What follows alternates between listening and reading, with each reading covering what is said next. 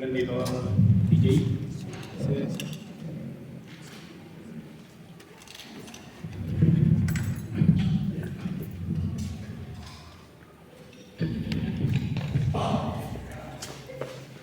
Alora, magandang umaga po sa ating lahat, sa ating Panginoon. Ako rin ay bumabati sa ating mga mabubuting ina, mga lingkod ng Panginoon. Isang pribileyo rin na pagkalooban ng anak ng isang babae. Kasi kumbaga yung ipagkatiwala sa kanya yung biyayang mula sa Diyos. Hindi madali yun. Kaya salamat sa Panginoon kasi sa tulong ng Panginoon, naririyan kayo, nagagampanan nyo. Kaya Happy Mother's Day sa ating mga dakilang ina. Alora, ang ating pag-aaralan ngayon, ating matatagpuan sa aklat ng Proverbs, chapter 31. Medyo mahaba-haba, kaya hindi ko na inilagay dyan. Ang sabi niya rito sa English version, sa Proverbs 31, verse 10 hanggang 31. How hard it is to find a capable wife. She is worth far more than jewels. Her husband puts his confidence in her, and he will never be poor. As long as she lives, she does him good and never harm. She keeps herself busy making wool and linen cloth. She brings home food from out-of-the-way places as merchant ships do. She gets up before daylight to prepare food for her family and to tell her servant women what to do. She looks at land and buys it, and with money she has earned, she plants a vineyard. She is a hardworking, strong, and industrious. She knows the value of everything she makes and works late into the night. She spins her own thread and weaves her own cloth. She is generous to the poor and needy. She doesn't worry when it snows because her family has warm clothing. She makes bedspreads and wears cloths of fine purple linen. Her husband is well known, one of the leading citizens. She makes cloths and belts and sells them to merchants. She is strong and respected and not afraid of the future. She speaks with a gentle wisdom. She is always busy and looks after her family needs. Her children show their appreciation and her husband praises her. Verse 29, he says, many women are good wives, but you are the best of them all. Charm is deceptive and beauty disappears, but a woman who honors the Lord should be praised. Give her credit for all she does. She deserves the respect of everyone. Ang ating pag-aaralan sa oras nito ay may titulong An Example of an Excellent Man. Ang halimbawa ng isang mahusay o bihasang nanay. At bago po tayo magpatuloy, manalangin po muna tayo.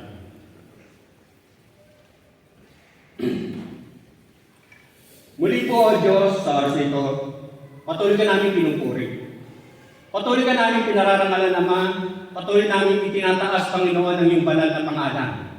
Lord God, naririto kami, Panginoon, at patuloy nagpapasalamat sapagkat tunay nga isang pribileyo na kami piliin mo upang tipunin mo, Panginoon, at mag-aral at kilalanin, Panginoon, at tunay nga na wala kami magagawa kung kami iwalay sa iyo, Panginoon. Maraming tao sa mundo, Panginoon, pero may mga pinipili kami, hinihirang ka, Panginoon, para maging bayan mo, Panginoon. Maintindihan natin, Panginoon, ang hiwaga ng iyong mga salita. At sa oras ito, minsan pa, salamat, Ama, sapagkat naririto rin kami at inaalala namin, Panginoon, ang araw ng mga ina, Panginoon. Isang pribileyo na pinagkaloob mo sa mga kababaihan, Panginoon. Kaya sa oras ito, O Diyos, bago po kami magpatuloy sa aming gawain sa pagsaliksik ng iyong mga salita, patuloy po namin kinikilala, Panginoon, nakilala mo kami. Alam mo ang laman ng aming puso, ng aming isipan, alam mo ang aming mga motibo. Kaya katulad ng aming awit na narinig, busilak, Panginoon, na puso, Panginoon. Dahil nga po, O Diyos, na ang gawain ito ay maging kaaya-aya sa iyo, maging katanggap-tanggap sa iyo. Patuloy mo nga pong buksan ang aming puso at isipan at sa tulong gabay ng iyong Santong Espiritu, ikaw po, Ama, ang siyang patuloy na mangusap. Ituro mo nga po, O Diyos, ang mga salita mo sa amin at patuloy mong bigyan mo rin kami, Panginoon, ng katatagan na tunay nga na may sa pamuhay po namin ang bawat aral na nagmumula sa iyo, Panginoon. Minsan pa, Ama, pinagkakatiwala po namin ang mga sandaling ito. Ito po, Diyos, ang aking sandalangin na may pasasalamat. In Jesus' name I pray. Amen. At dito nga sa ating pag-aaralan, an example of an excellent man. Sa verse 1 ng ating pag-aaralan, kumbaga, ang sabi dyan, the words of King Lemuel, an oracle that his mother taught him. Kumbaga, ang sabi niya rito, kumbaga binanggit dyan ang isang pangalan na si Haring Lemuel. Kumbaga, hindi malinaw o hindi natin lubusang kilala kung sino nga ba si King Lemuel o si Haring Lemuel.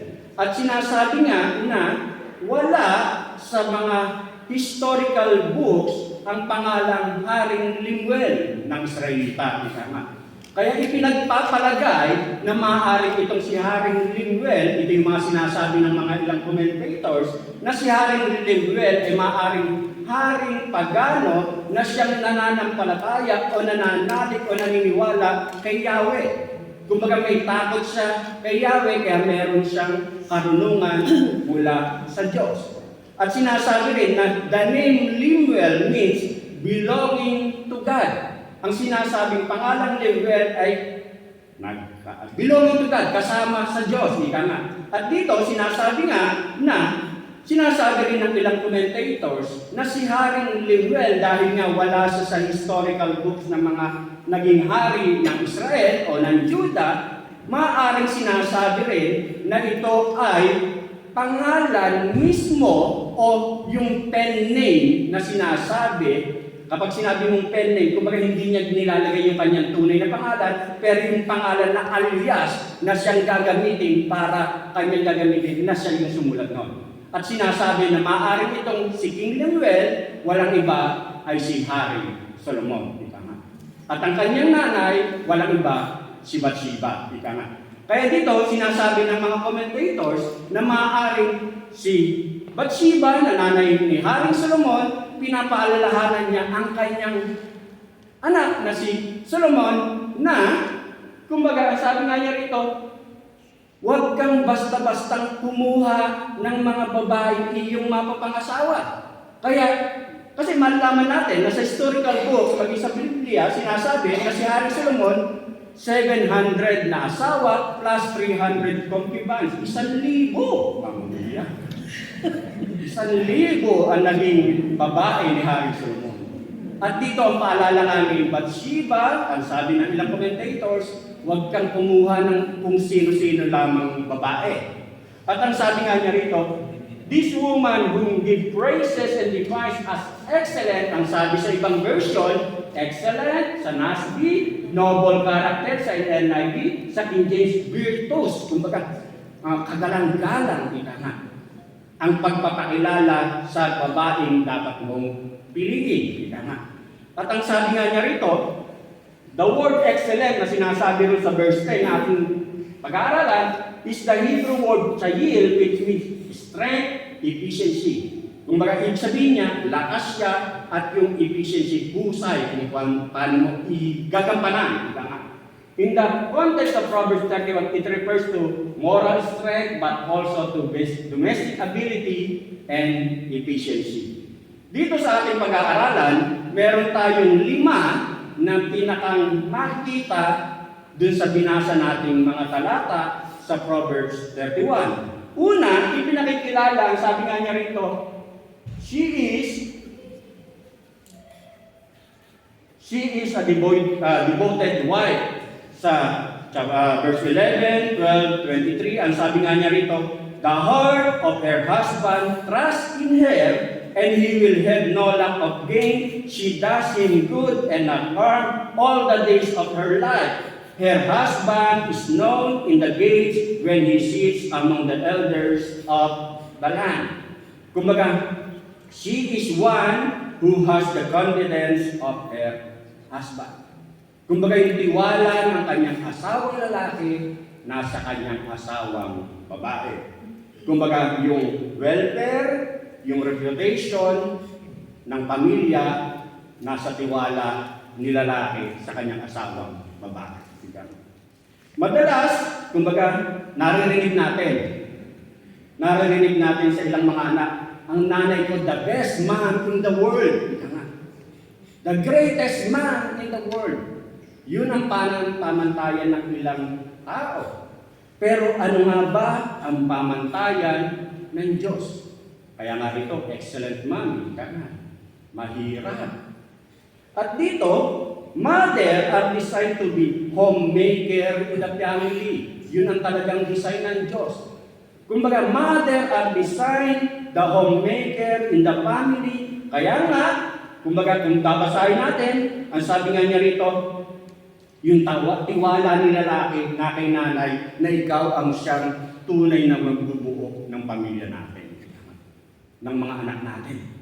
Ngayon, ang problema, yung deception na nangyayari dun sa shifting values and attitudes na nangyayari na siyang nasisira ang tunay na ehemplo o godly design ng Diyos sa pamilya. At maging yung design ng Diyos sa pagiging ina. The problem lies with the definition of the word equality. Na gusto ni babae, parehas siya ng karapatan kay lalaki. Pero, yan yung view ng mundong ito. Yung feminista na tinatawag, yung mga babaeng aktivista, gusto nila ng equality, At dito, makita natin na ang sinasabi na huwag mong gagawin o huwag mong sasabihin sa akin kung anong dapat kong gawin.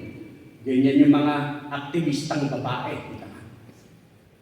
At huwag mong lilimitahan ang gagawin ko sa dapat kong gawin.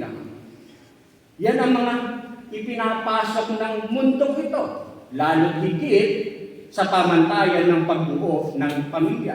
Kasi yan yung sinasabi ng mundo, yan yung world view. Pero ano yung God's view? Ikaw ang homemaker. Yun ang plano ng Diyos, yun ang design ng Diyos.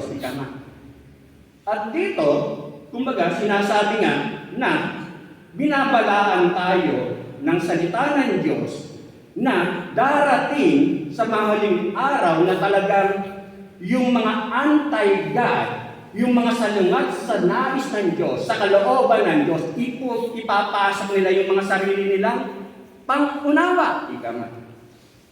Yung sarili nilang design. Anong resulta?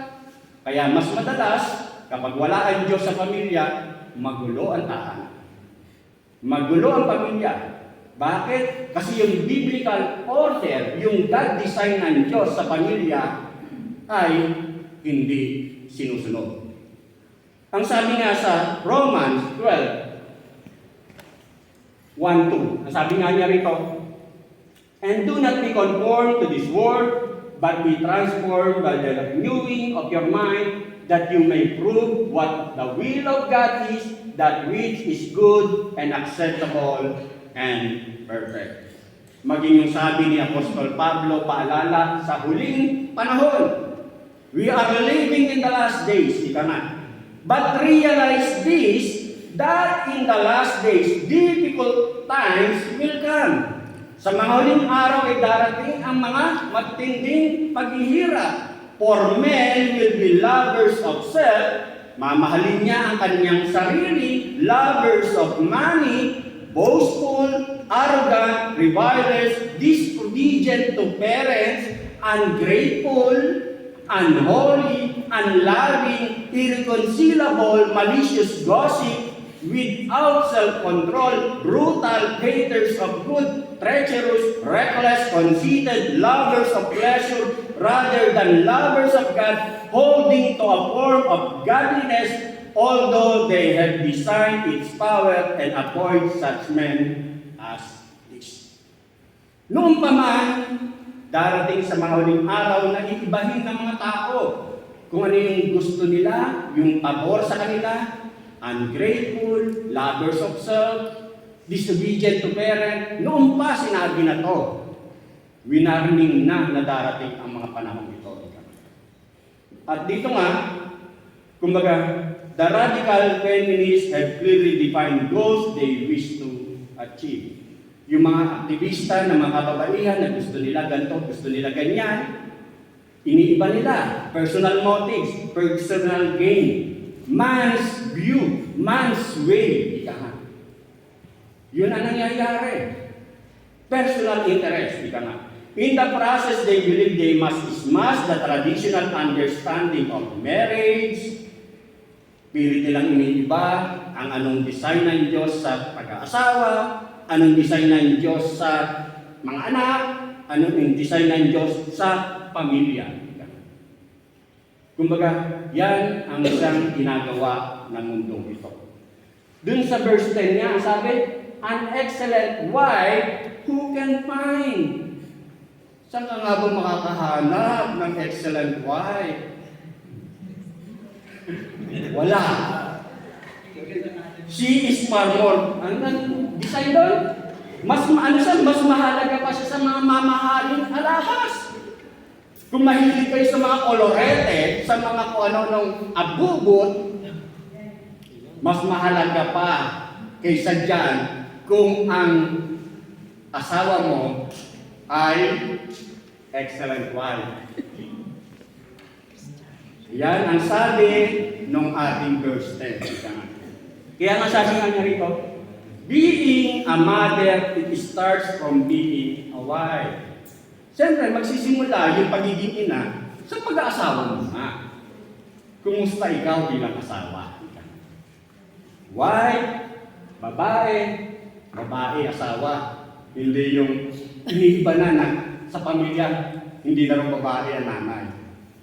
Binabae na rin, federal. Iniiba.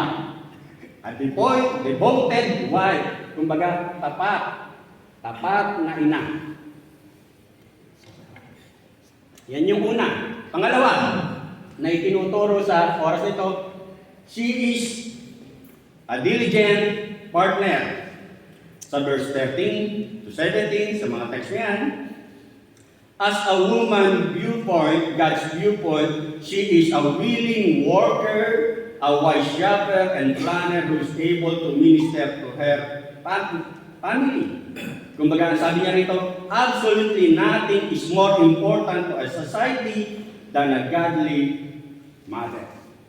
Kumbaga, isang napakahalagang bagay sa sosyalidad o sa lipunan, kapag ikaw ay godly mother, may takot sa Diyos, kumbaga, magiging magandang ehemplo ka sa lipunan kapag may takot ka sa Diyos, at yung pamilya mo ay may takot sa Diyos. The family is the foundation ng lipunan. While fathers are responsible for the way of family goes, kasi ang design ng Diyos, kumbaga, God, Father, Mother, Children. Yun ang talagang design ng Diyos. Kumbaga, ang tatay ang responsible talaga, godly design para sa mga desisyon sa loob ng bahay. Pero mothers are the glue that holds the family together. Ang nanay ang talagang magbubuklod, magbubuo.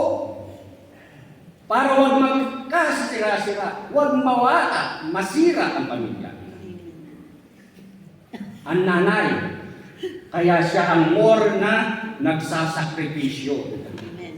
Kaya nga dito, ang sabi niya rito, she seeks wool and flax, kumbaga, and works with willing hands. She is like the ships of the merchant. Kumbaga dito, makikita natin dito sa mga verses na binasa natin kanina, yung mga gawaing bahay na ginagawa ng nanay.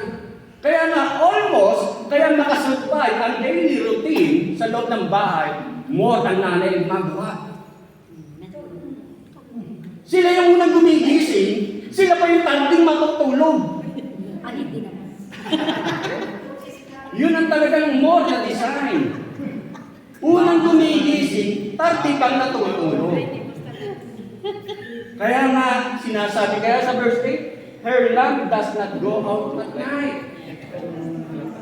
Yun ang normal na design. Kumbaga yung sakripisyo para huwag masira ang pamilya talaga. Nanay ang siyang nagsasakripisyo. At dito, kumbaga, ang sabi niya, on the other hand, the feminist movement has largely refusing the family structure and roles God has given. Yun ang problema. Na yung mga women activists, mga reklamo nila, aayaw nila ng ganito. Aminin si Cindy. Kaya nga mga nag-i-emote kayo eh. Kaya nga nagmamakton kayo eh. Lagi na lang ako eh. Pero yun ang godly design ng Diyos. Ika nga. Kaya kayo emote ng emote. Ayaw ng mga kababaihan to kasi nga gusto nila equality. Pantay. At dito nga, ang sinasabi nga niya rito, man faces two tremendous forces kung bakit sila para naihikayat ng mga ganitong sinasabi ng mundo.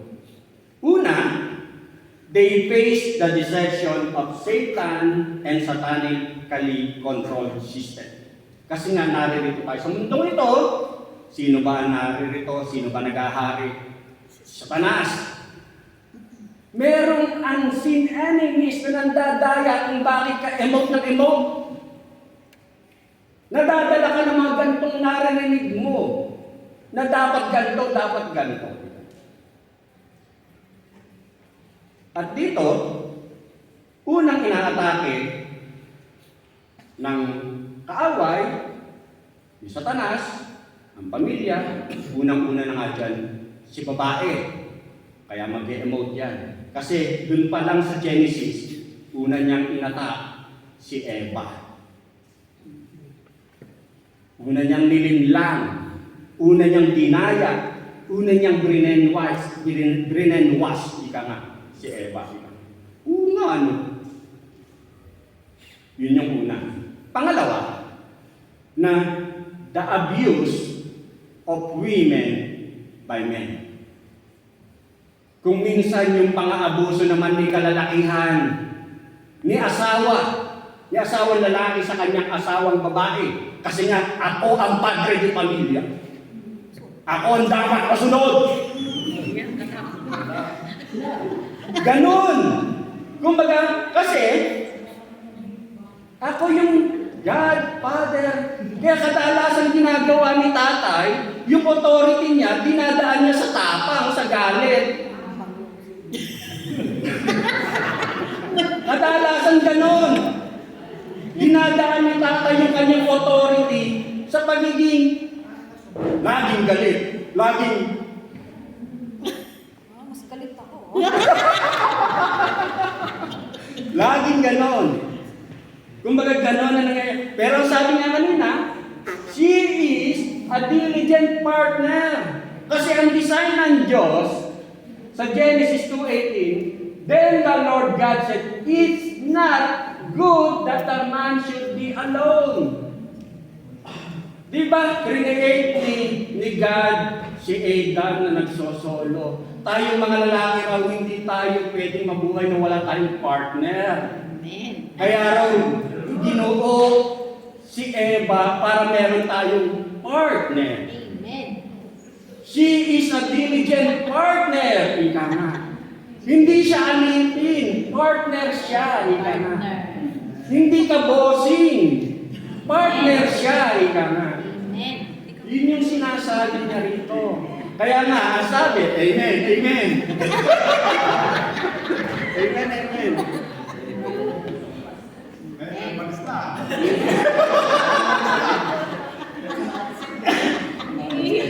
Sa Ephesians Sa Ecclesiastes 5:23-29, ito yung design sa pamilya, sa asawang lalaki.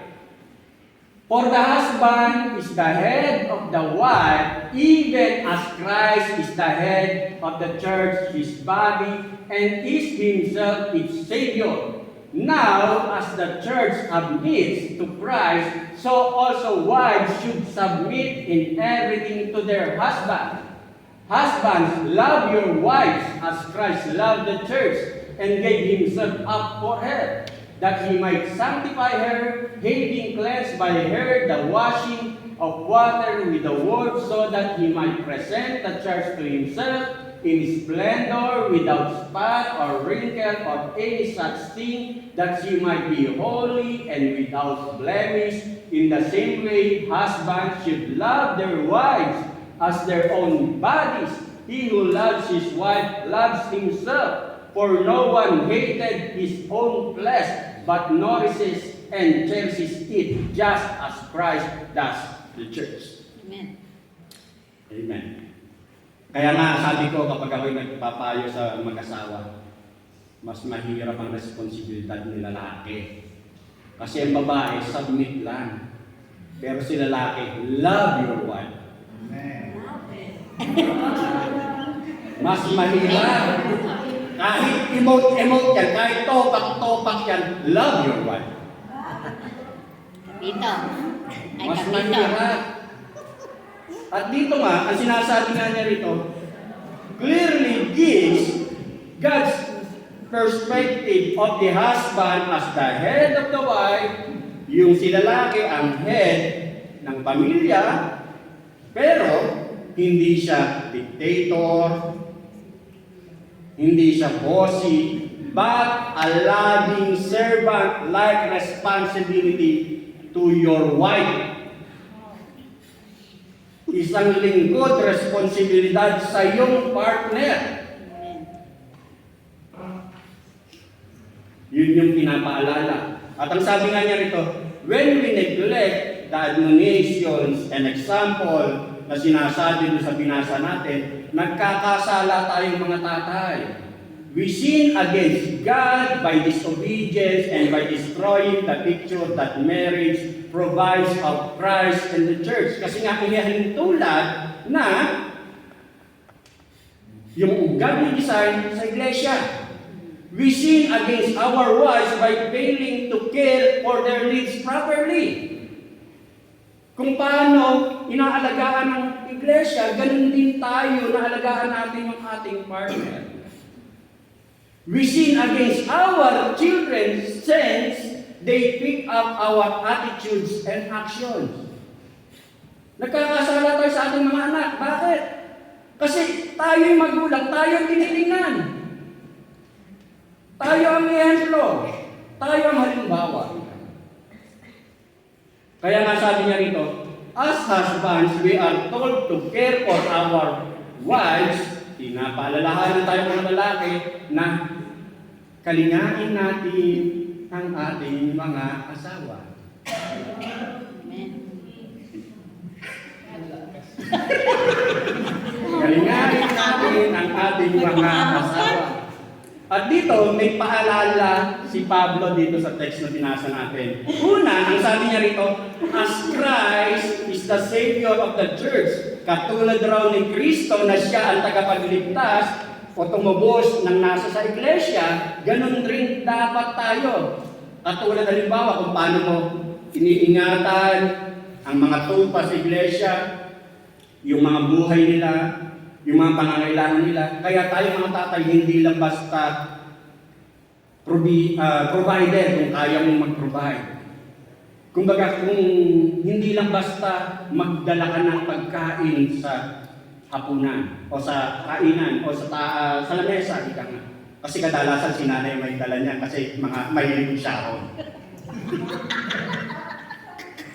Pero sinasabi rin na in charge din tayo na i-care natin yung emotional needs nila, yung spiritual needs nila, yung mga mental support para sa kanila. At dito, ang sabi nga niya rito, Sa 1 Peter 3:7. Likewise, husbands, leave your wives in an understanding way, showing honor to the woman as the weaker vessel. Kasi ang design talaga, mas mahina talaga. Kahit maglakas-lakasan yan, mahina yan. Kahit magtapang-tapakan yan, pero sa lakas talaga, mas mahina si babae. Weaker vessels, since they are theirs, with you of the grace of life, so that your prayers may not be hindered. Kaya nga, kalingain mo yung iyong asawang babae. At ang sabi nga niya rito, kung minsan kasi nagiging problema lang, o madalas, dahil nga mali ang pagkakaintindi sa design ng Diyos sa pamilya, sa role sa loob ng pamilya ni babae, ni lalaki, minsan si lalaki, kung ano lang yung napapakinabangan niya kay asawang babae, yun lang ang kanyang nakikita. Kailangan kita. Marupok ako.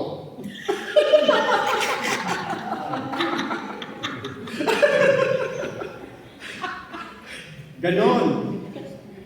Kumbaga, ang pinapaalala sa atin dito na bilang tatay, bilang mga anak, nakikita niyo ba yung sakripisyong ginagawa ni nanay, ni mami, ni mama? Kasi nga, si nanay ang talagang glue para maging intact, buo, makakapag-survive sa isang buong mag-araw, sa buong mag-hapon, ang inyong pamilya, ang ating pamilya. Pangalawa, ang sabi nga niya rito, nagbigay ng halimbawa si Pablo kung paano natin mamahalin ang ating mga asawa sa mga tatay. We are to love them as Christ loved the church. Unang halimbawa, kailangan daw nating mahalin ang ating asawa kung paano minamahal ni Kristo ang kanyang iglesia.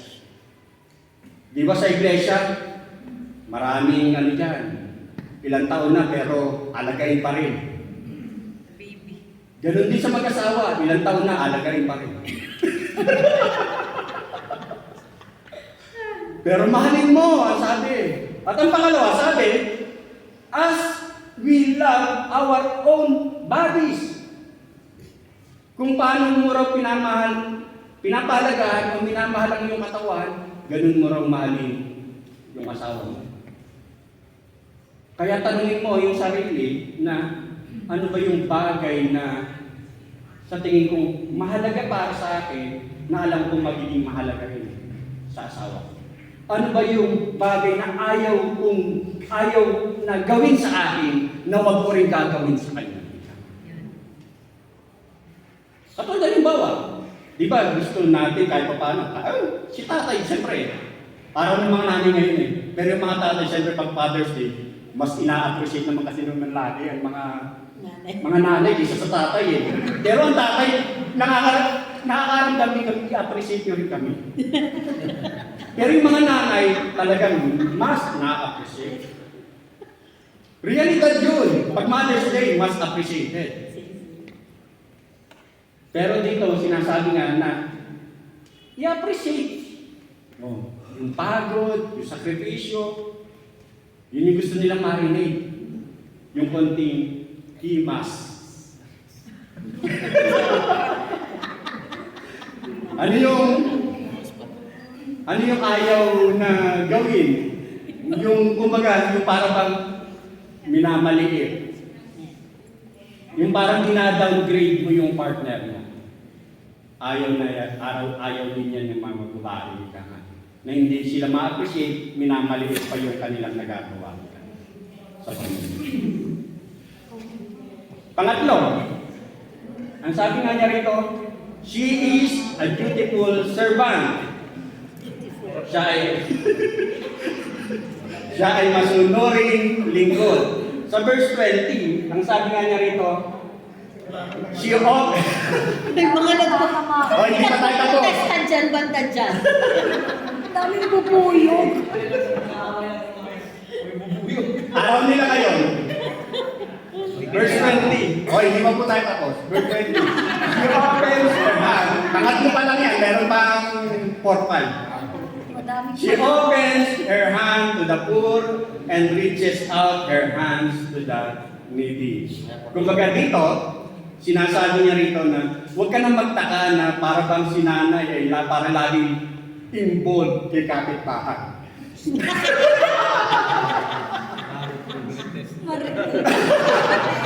Kaya nasasabi, she opens her hand to the poor and reaches out her hands to the needy. Kasi minsan talaga, matulungin lang naman talaga minsan si nanay. Minsan talaga gusto lang niyang ma-involve minsan. Naalala ko tuloy si Sister Jenny, nung nasa Cosenza pa kami. Nung nasa Cosenza, di ba sa buhay natin mga Pilipino, minsan tayo mga Pilipino, pakiramdam natin o nakikita natin, kapag halimbawa nakakita ka ng amo na mabait, minsan ang buhay mo pa para mas maganda pa kaysa sa kalalagay ng ibang Italiano. Diba? Doon sa Cosenza, meron doon na Italiana na si Sister Jenny tumutulong sa kanya. Binibigyan niyang kwalko sa mga kain, minsan pang-apot, pang-espresa. Kaya ginagawa ng Italiana, siya naglilinis sa bahay namin. So naglilinis sa bahay namin. Ano makikita natin doon? Na minsan talaga, tawag dito, meron ganong karakter minsan si babae na gusto niyang tumulong sa kapwa niya. Kaya, kumbaga, isa rin sa katangian ng babae na minsan nai-involve talaga sa mga gawain pamilya. Kasi, duty, maasahan siya, lalo na kapag yung tama yung kanyang pag-aasikaso sa kanyang pamilya na ibabalance niya kung paano magamit din sa iba. Kaya sa ministry, kapag yung tama ang design sa pamilya, tama ang paghahandle mo sa priorities mo, maaasikaso mo, magagawa mo, magagamit ka pa rin sa paglilingkod. Pangapat, she is a dependable mother.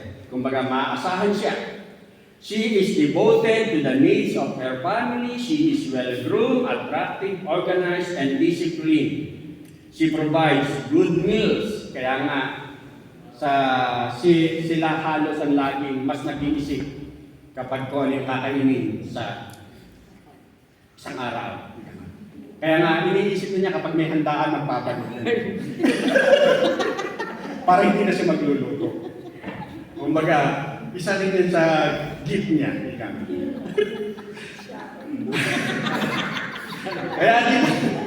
Kaya dito, sinasabi nga niya rito, kung minsan nga, ang nagiging, dahil nga dependable mother siya, maasahan siya, nagagawa niya yung kanyang responsibilidad, eh dahil nga mahilig mag-emote si mama, gusto niya lagi siya ang masusunod.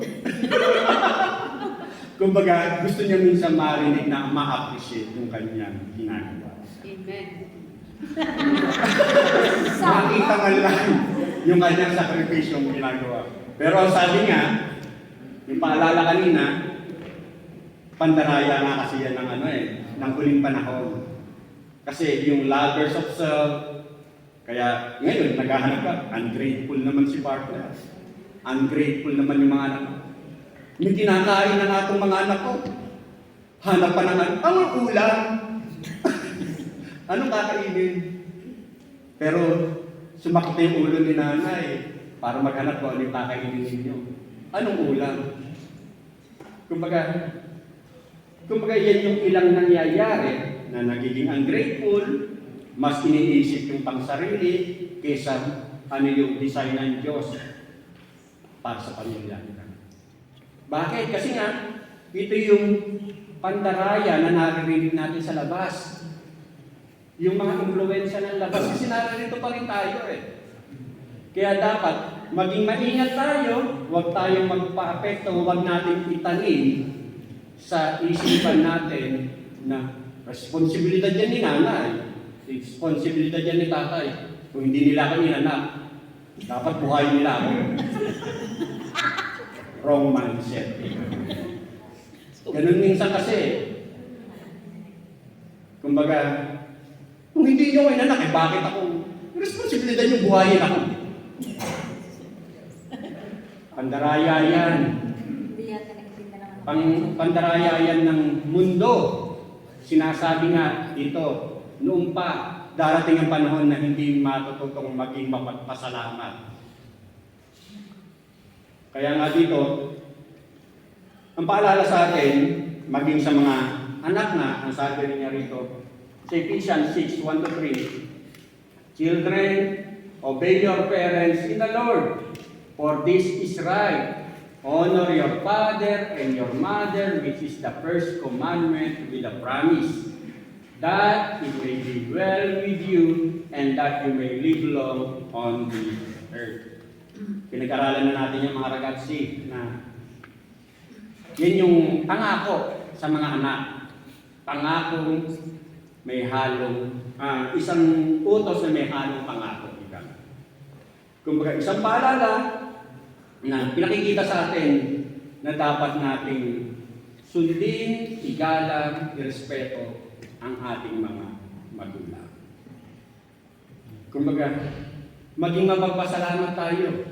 At dito, kumbaga, noong pa man, ito na yung inaalala rin ni Yahweh sa mga Israelita nung sila'y pupunta sa lupang pangako. Na yung mga salita ko, yung mga kautusan ko, ibigay nyo sa inyong mga anak. Itanim nyo sa inyong mga anak. Kumbaga ganun kahalaga na dapat maintindihan nila yung pagrespeto, pagsunod sa kanilang mga magulang. At dito, pinakikita nga na, kumbaga, yung pagsuway ay matinding paglaban o pagsalungat sa Diyos kapag yung hindi ka marunong rumespeto sa magulang mo. Kasi, inahalintulad niya sa 1 Samuel 15:23, "For rebellion is like the sin of divination, and arrogance like the evil of idolatry. Because you have rejected the word of the Lord, He has rejected you as a king." Kumbaga, yung pagsuwa, yung disobedience, yung insubordination, anong inahalintulad? Divination, pangpupula. Ganun kasama. Pag sinusuway mo yung mismong utos na sinasabi, irespeto mo, mahalin mo, igalang mo ang iyong mga magulang. At dito, kumbaga, isang paalala na sinasabi nga na honor your parents means respect, at maintindihan mo na kung parang pinapaalalahanan ka o sinasabihan ka, para yan sa protection mo. Para yan sa pag-iingat sa iyo. Yung panglima na pinapaalala sa atin, she is a doctrinally oriented woman.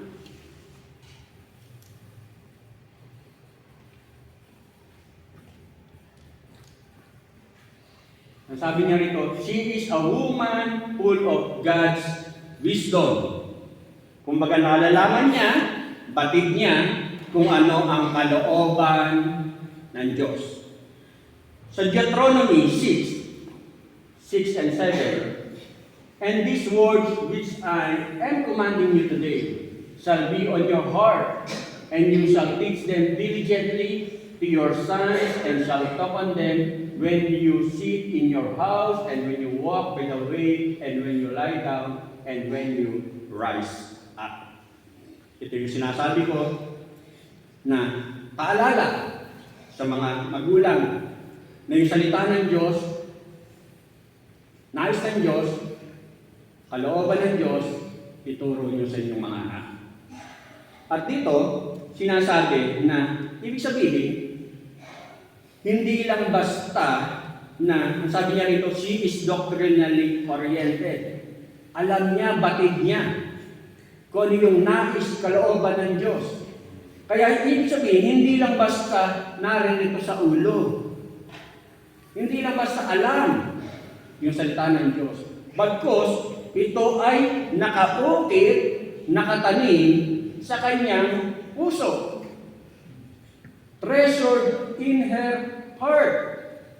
Kaya, kumbaga, ibig sabihin, ang paalala nga niya dito, di ba? And these words which I am commanding you today shall be in your heart. And you shall teach them diligently to your sons, and shall talk on them when you sit in your house, and when you walk by the way, and when you lie down, and when you rise up. Ibig sabihin, sa inyong mismong mga nanay pa lang, dapat alam niyo na ang salita ng Diyos, ang kalooban ng Diyos, ang nais ng Diyos. Anong ituturo mo sa anak mo kung ikaw mismo ay hindi walang alam sa salita ng Diyos?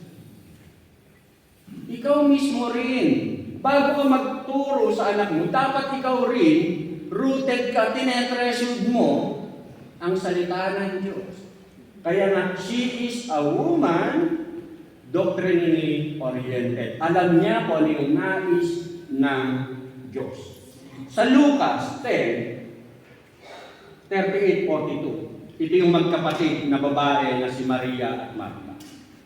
Now, as they went on their way, Jesus entered a village, and a woman named Martha welcomed him into her house, and she had a sister called Mary, who sat at the Lord's feet and listened to his teaching. But Martha was distracted with much serving, and she went up to him and said, Lord, do you not care that my sister has left me to serve alone? Tell her then to help me. But the Lord answered her, Martha, Martha, you are anxious and troubled about many things, but one thing is necessary.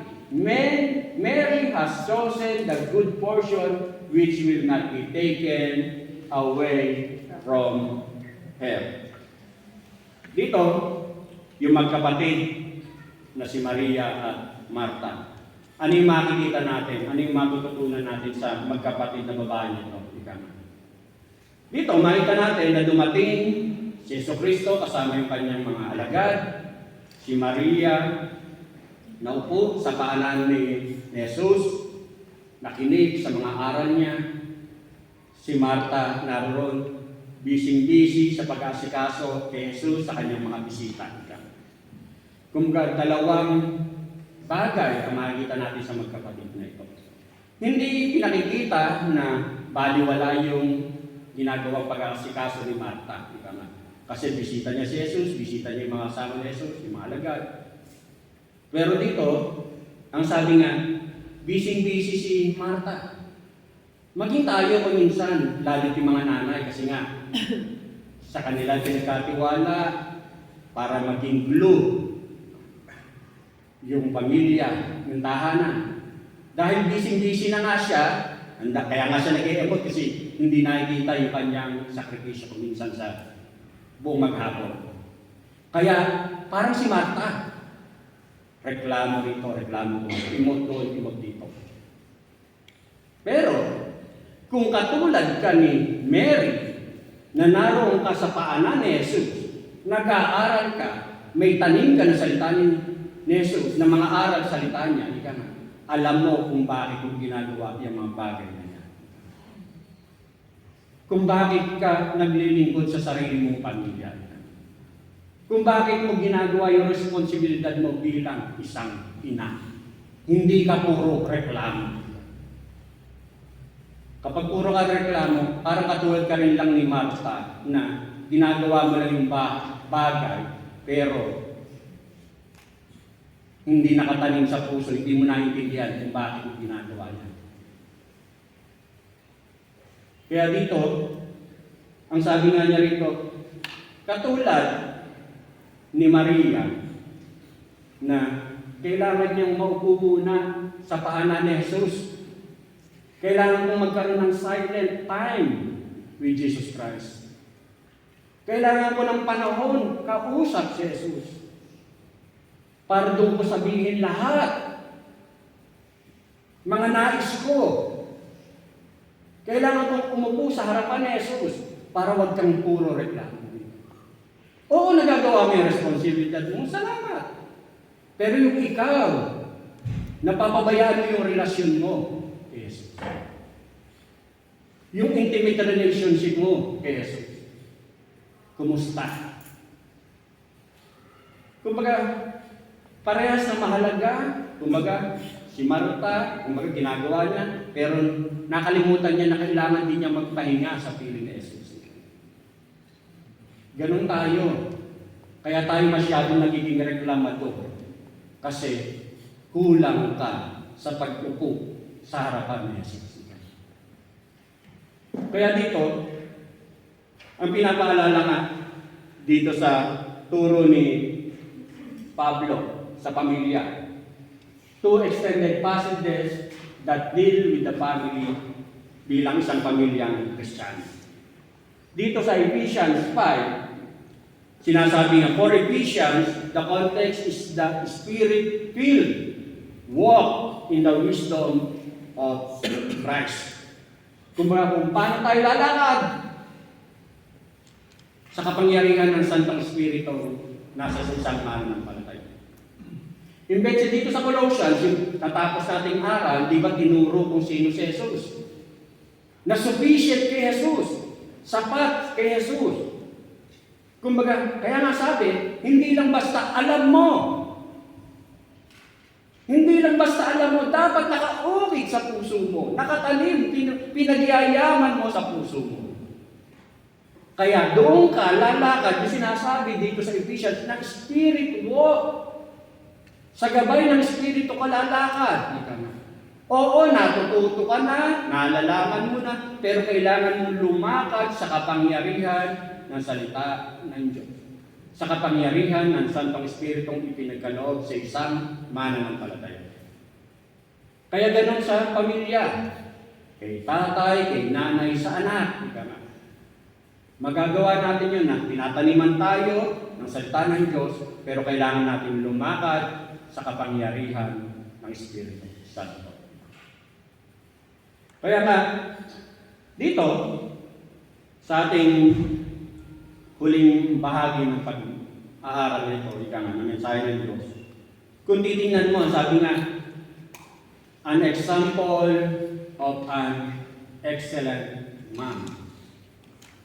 Excellent man. Sa mga katangian ito, ang hirap. Parang hindi tao. Superwoman. Pero ang sabi nga niya nito, magagawa natin yan sa tulong ng ating Panginoong Diyos.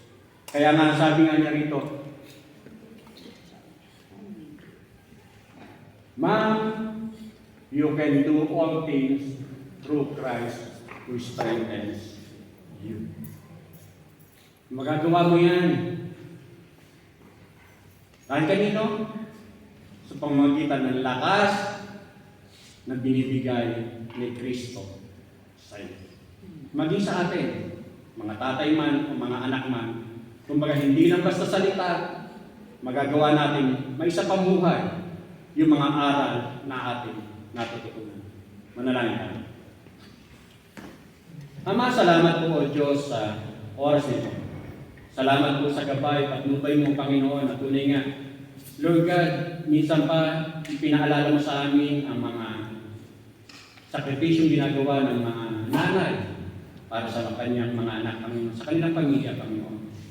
Tunay nga o Diyos na hindi madali, pero sa tulong gabay, Panginoon, na mga kaalamang Ikaw o Diyos ang siya nagkakaloob. Magagampanan din namin ito, O Diyos, sa pamamagitan ng kapangyarihan, lakas na ibinigay mo sa isang mananampalataya. Lord God, salamat po, O Diyos, at dalahin po na tunay nga, Ikaw po ang siyang patuloy na manguna sa bawat pamilya, Panginoon, na naririto, Panginoon. Sa bawat buhay na naririto, Panginoon. At minsan pa, dalahin ko rin sa mga naririto na wala pang relasyon sa iyo, Lord God, makilala ka nga po nila in a more personal way, Panginoon. Minsan pa nga, sa ilang po ang pinawatas ng papuri para kalong pagsamba sa tayong pangalan ng iyong anak na Jesus, na Panginoon, at sa rin tayo pagligtas. Amen.